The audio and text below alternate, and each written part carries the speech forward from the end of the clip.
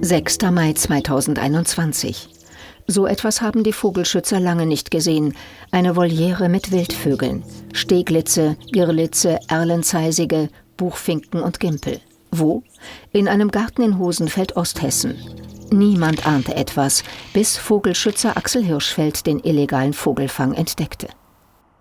Klar, erste Reaktion ist, ich gehe jetzt dahin und reiße die Voliere auf und lasse die frei. Aber das können wir natürlich nicht machen, das wäre unprofessionell gewesen. Und deshalb haben wir natürlich die Behörden verständigt. Und die Arten, die da betroffen waren, das sind alles Arten, für die ich und meine Kollegen wirklich viel Herzblut, viel Freizeit investieren, damit die Arten hier bei uns erhalten werden. Und der hat wirklich gleich 60 Stück davon gehabt.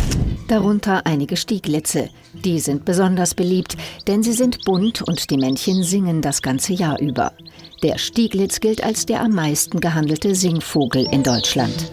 Wenn man sich die gängigen Internetportale anguckt, die ganzen Vögel, die da angeboten werden, sind zu über 60-70% Stieglitze. Und da kann man eben auch wirklich, da gibt es auch einen Markt für, da kann man auch Geld mit verdienen.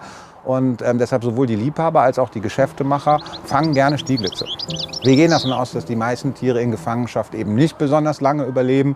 Das hängt natürlich auch mit den Methoden zusammen, wie die Vögel zum Beispiel legalisiert werden. In Deutschland ist es vorgeschrieben, dass also legal gezüchtete Stieglitze einen sogenannten Artenschutzring tragen müssen. Und Wildfängen wird der gewaltsam aufgezogen. Und da gibt es immer wieder gebrochene Vogelbeine oder eben auch Vögel, die dann aufgrund dieser Verletzung infiziert sich ja dann auch einfach sterben. Dabei gehen die Bestände des Stieglitzes ohnehin schon seit den 80er Jahren zurück. Unter anderem durch die Intensivierung der Landwirtschaft. Ein Problem, das viele Arten haben, die in der offenen Landschaft leben. Axel Hirschfeld ist Sprecher vom Komitee gegen den Vogelmord, ein unabhängiger Verein mit Sitz in Bonn. Er und seine Mitstreiter decken Wildereifälle auf, dokumentieren und melden diese den Behörden.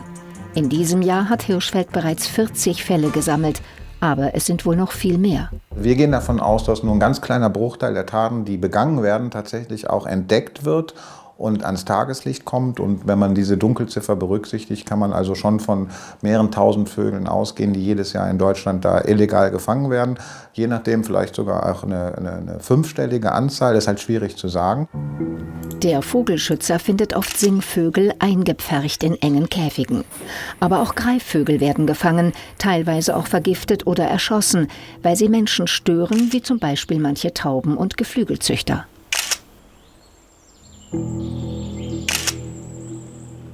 Das Fangen und Töten von einheimischen Wildvögeln ist ein Verstoß gegen das Bundesnaturschutzgesetz. Sing- und Greifvögel sind geschützt und dürfen nicht bejagt werden. Anders ist das zum Beispiel beim Schalenwild. Rehe, Wildschweine und Co. dürfen bejagt werden, doch nur in den Jagdzeiten und auch nur von denen, die dazu berechtigt sind. Ansonsten ist es Jagdwilderei, eine Straftat. Die Motive: Lust auf das Fleisch der Tiere, das Sammeln von Jagdtrophäen und manchmal auch einfach nur Mordlust. Mitte Juni. Wilhelm Lückmann unterwegs in seinem Revier bei Wichmannshausen im Werra-Meißner-Kreis. Plötzlich dringt ihm ein Verwesungsgeruch in die Nase. Was er dann findet, erschreckt den routinierten Jäger. Und dann lag das Stück hier, das war allerhöchstens 2-3 Tage lag das da, aber es war schon gut mit Fliegen durch die Wärme. Ja, und was man gut sehen konnte, es war ein Einschussloch drin von einer kleinkalibrigen Waffe. Und was ich völlig abstoßend fand, war, dass der das Stück geschossen hat, dem Stück die Lauscher abgeschnitten hatte. Das fand ich sehr, sehr befremdlich. Die Rehohren als Trophäe? In diesem Jahr haben er und seine Jagdkollegen bereits 20 tote Tiere gefunden, in seinem und in 3 benachbarten Revieren. Und alle Stücke, die wir gefunden haben, haben wir an Rundwegen gefunden. Das heißt für mich, dass dieser betreffende Mensch aus dem Auto rausjagt. Und seit der Zeit haben wir auch ein bisschen, ja, Angst will ich nicht sagen, aber Respekt, wenn wir nachts ins Revier gehen. Und deswegen gehen wir auch nur noch zu zweit, um in gewisser Weise eine gewisse Sicherheit zu haben. Wilderei kann mit Freiheitsstrafe bis zu 3, in schweren Fällen bis zu 5 Jahren bestraft werden. Die Polizei ermittelt jetzt. Aber wenn es keine weiteren Auffälligkeiten im Revier gibt, habe sie, nach eigener Aussage, kaum eine Chance, den Täter zu finden. Insider hingegen sagen, dass die nötigen Strukturen zum Ermitteln fehlen. Vielleicht ist Wilderei auch deshalb attraktiv. Die Zahl der angezeigten Jagdwildereifälle liegt in Deutschland bei ca. 1000 pro Jahr. Die Dunkelziffer ist hoch, vermuten Insider, denn die Natur verwischt schnell alle Spuren. Ein großer Aufklärungsaufwand wird immer dann betrieben, wenn bedrohte Arten auf ungeklärte Weise ums Leben kommen, wie beispielsweise der Wolf oder der Luchs. Werden Luchse gewildert, hat das gravierende Folgen für das Überleben der Population. Zu viele Straßen und die Zersiedlung der Landschaft machen der Raubkatze zu schaffen. Sie gilt als vom Aussterben bedroht. Besteht ein Verdacht auf Wilderei, schalten die Behörden oft ihn ein, Dr. Carsten Nowak vom Senckenberg-Institut.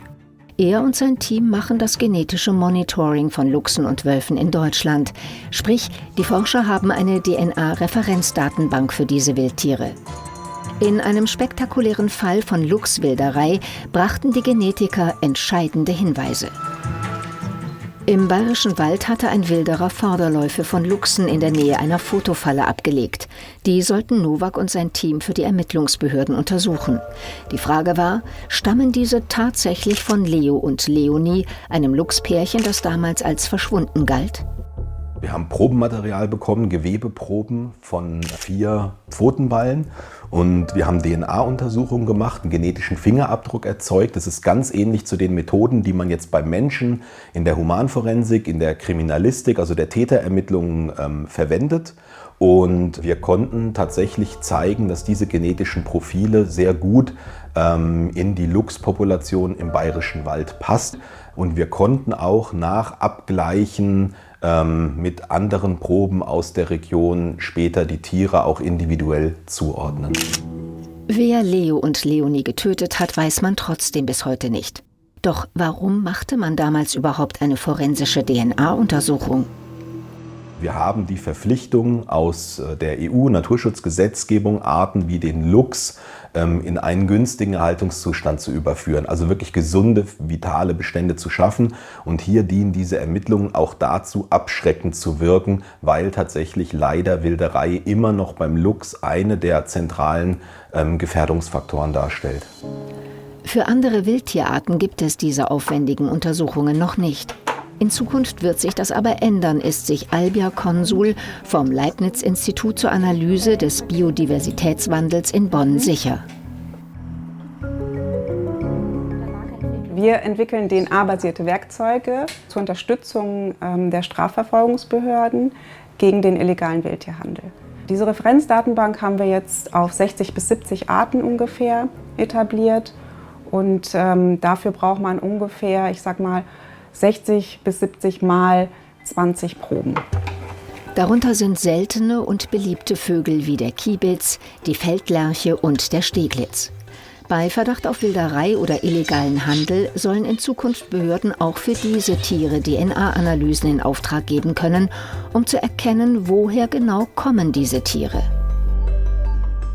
Wir erhoffen uns, dass wir die Population stabil halten können, dass es die Menschen, die kriminelle Energien haben, davor im Grunde zurückhält, weil wir mit DNA-Werkzeugen gegen angehen können. Das Institut sammelt DNA-Proben aus ganz Deutschland. Auch der Habicht soll in die Referenzdatenbank aufgenommen werden. Deshalb bringt Vogelschützer Axel Hirschfeld heute einen Todfund aus Köln vorbei. Das kann also durchaus auch Ermittlungen entscheidend voranbringen. Wichtig ist eben, dass die Behörden auch auf solche Methoden zurückgreifen, weil die besten Werkzeuge nützen nichts, wenn sie nicht benutzt werden. Bis es gerichtsfeste Marker gibt, werden wohl noch einige Jahre vergehen. Der Fall in Fulda war klar, denn hier hatte der Täter mehrere Vogelfallen in seinem Garten aufgestellt. Ein Zeuge sagte aus, dass er hier regelmäßig verschiedene Vögel gefangen haben soll. Zudem waren alle Tiere unberingt, ein sicheres Indiz für gefangene Wildvögel. Das Urteil für das illegale Fangen von 60 Vögeln, 50 Tagessätze, ~20 €. Abschreckung sieht anders aus. Allein der Schwarzmarktwert von diesen Vögeln ist schon ein Vielfaches der eigentlichen Strafe. Dazu kommt, dass der Mann also unserer Meinung nach auch gewohnheitsmäßig gefangen hat. Da gibt es also auch noch mal eine Extravorschrift im Bundesnaturschutzgesetz, die eigentlich bei diesem Tatmerkmal eine Mindeststrafe nicht unter 3 Monaten vorsieht. Das hat die Staatsanwaltschaft in dem Fall nicht für nötig gehalten und ist hier im ganz untersten Bereich des Strafrahmens geblieben. Aber immerhin, es gab einen Strafbefehl bzw. ein Urteil in dem Fall. Das ist nicht immer so. Wir haben auch viele Fälle, wo Staatsanwaltschaften auch in Hessen Verfahren einfach so einstellen, mit der Begründung, es besteht kein öffentliches Interesse. Artenschutz scheint ein Randthema unserer Gesellschaft zu sein. Stieglitz, Gimpel und Co. vom Hosenfelder Vogelfänger sind mittlerweile wieder in Freiheit. Fast alle haben überlebt. Aber andere Wilderer machen weiter.